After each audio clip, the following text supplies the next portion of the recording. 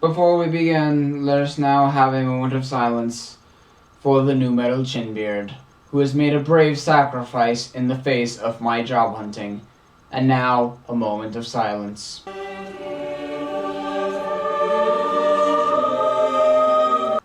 Now, on with the review.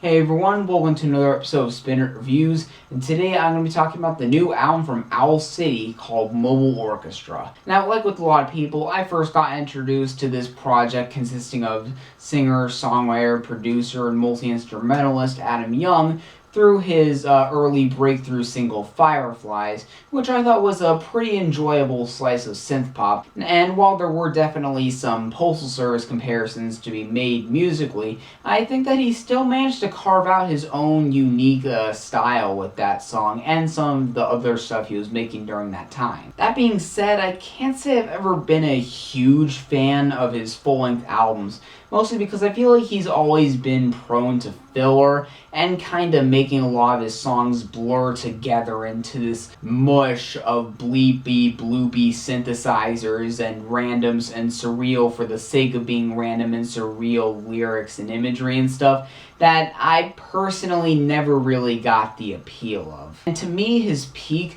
was on the 2011 album All Things Bright and Beautiful, where it seems like his hooks were getting a lot more tight and engaging, the beats were getting a little more variety to them, a lot more punch to them at the same time, incorporating some more elements, and the lyrics started to get a bit more cohesion and coherence and a bit more of a personal edge to them, and it all started to come a bit more to my liking. And out of all of his albums, that's definitely the one where there's the highest percentage of songs I find myself going back to.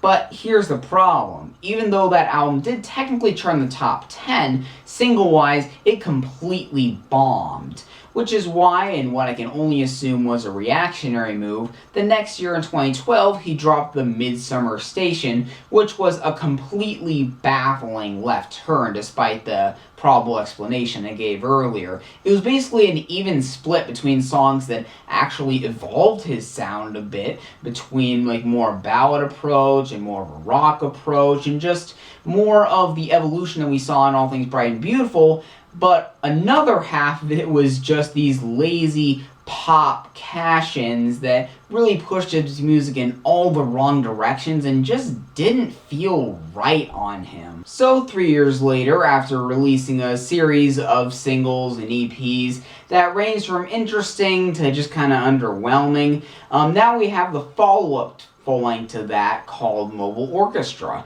And somehow Adam did the impossible here and released an album even more unfocused than the Midsummer Station. I don't know how reviewers are talking about this album without just doing a full-on track-by-track, which is what I'm gonna have to do here, because there is no cohesion between these songs for me to do that much overarching analysis. So this is essentially going to be 10 mini track reviews, which is why this review might end up running a little long. The opening track and lead single Verge gave me a bad feeling right off the bat for the rest of this thing. By far the best elements of it are that jangly guitar part that pops up here and there, and Aloe Blacc's guest vocals. And here's the thing.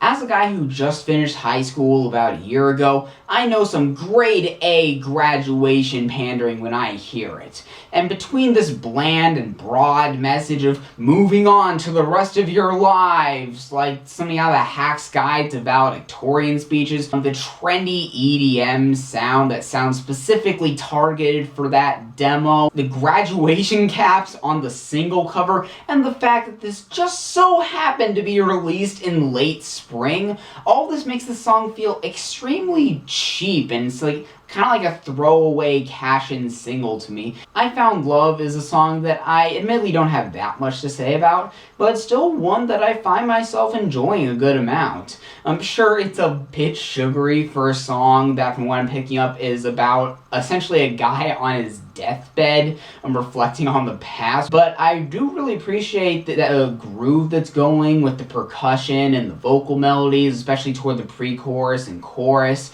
and I'm really enjoying the dreamy vibe that this thing has that's sort of reminiscent of his first couple albums. And speaking of throwbacks, the song Thunderstruck might be my favorite song on this whole album, mostly because, surprise, surprise, it reminds me a lot of some of my favorites off All Things Bright and Beautiful, with the hard-hitting punchy synths in the chorus, and just the infectious vibe of this whole song with the little production glitches that go on throughout this thing, and some other synth work that actually reminds me of some stuff off the last Gucci album, which honestly is something that I can't complain about. Really, if Adam is planning on going more the EDM route for some of his more electro-styled stuff in the future, then I think this is a perfect example of how to go about it. But then we take a bit of a nosedive with the song My Everything, a song that I kind of have complicated feelings about.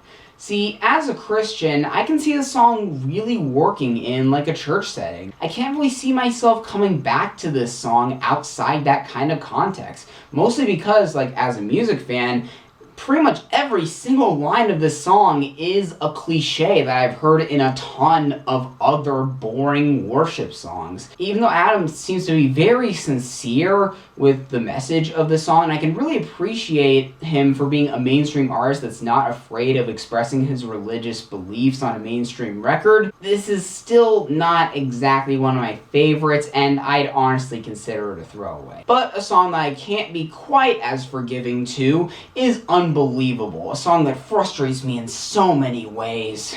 Now, I know this probably wasn't their intention, but to me the song only glorifies the kind of 90s kid elitism that's been rampant on the internet the past few years and just driving me crazy. And this song in particular, it just lists things that were popular in the 90s and expects that to be a compelling song. And just think, some of the stuff that they name check in this song, like Dr. Pepper, action films, Star Wars, McDonald's fries, is stuff that's just as prevalent now, if not more so. So what was the point of this song? It's not unbelievable, it's just things that existed in your childhood. Please just grow up a little. This song is essentially an unironic version of that Yukino Joe video, 90s Nick, that came out a couple years ago. I'll link in the description if you're curious, so you know exactly what I'm talking about.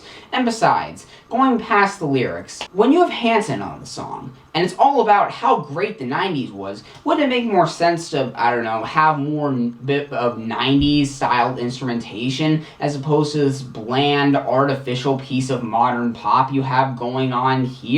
I don't want to rant about this crappy song anymore.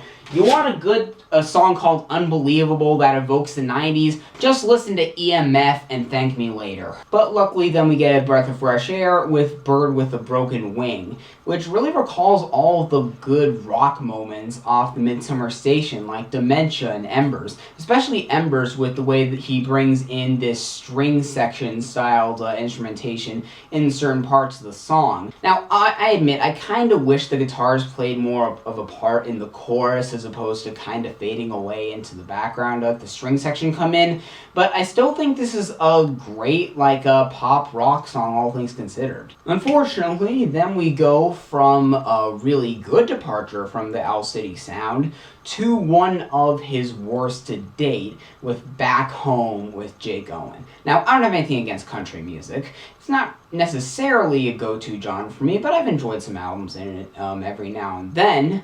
But man, Owl City is not the right guy to be making a country song. Everything on this song feels so awkward when fused with itself. From Jake Owen singing over these electronic beats, even though that's what he does a lot in his own material, especially recently, and especially Adam singing over these twangy guitars in the chorus, and it essentially feeling like a Jake Owen song featuring Adam, since Jake takes over pretty much all of the verses. This is just a complete embarrassment in my opinion. Then there's Can't Live Without You, which I have absolutely nothing to say about. It's a filler track. It's complete cash-in EDM with no personality whatsoever. Not much to say past that. Next. Now, one thing I do have to give Adam credit for with the formatting of this album is that he made sure to end it on a couple of pretty high notes. The first one being You're Not Alone. It feels a lot more carefully constructed. The lyrics are a bit less cliche-ridden, even if they're not completely free of cliches. It feels a bit more, I don't know, earnest and more thought out. And it still makes for a pretty good worship song, all things considered. So, yeah, even though religious music can kind of make me cringe a little, this is not one of those cases, and I definitely recommend it. And finally, there's This Isn't the End, which was actually released on his Ultraviolet EP last year. And I thought was a really good inclusion on here as sort of a really serious ending to this album. Now, is the way he conveys his message a little hackneyed, a bit on the nose? Sure. But I do have to commend him for having this kind of message in his song, and possibly really relating to people in his fan base who might be going through this kind of stuff, relating to stuff like suicide and parents abandoning their kids and stuff like that. And all things considered, even though the music behind it might be a little bit dull, I do really like the way that the key changes over the course of this thing as it gets more and more uplifting as it gives out the moral of it. But sadly, when you look at this thing as a whole, Mobile Orchestra is just a mess. And like I said, somehow even more so than the Midsummer Station. It seems like the problem that Adam's having now is that he just isn't willing to commit to making these really interesting moves over the course of an album, or at least keeping up his usual style by making compelling songs within that.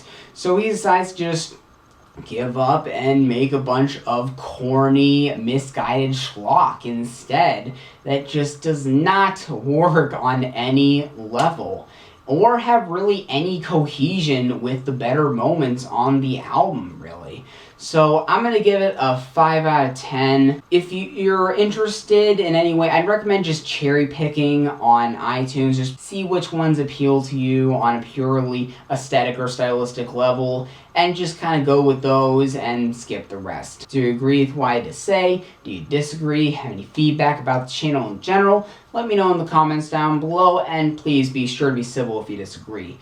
Share this around with anyone who might be interested. Like the Facebook page in the description for updates, and hopefully I'll see you in the next episode of Spinner Reviews.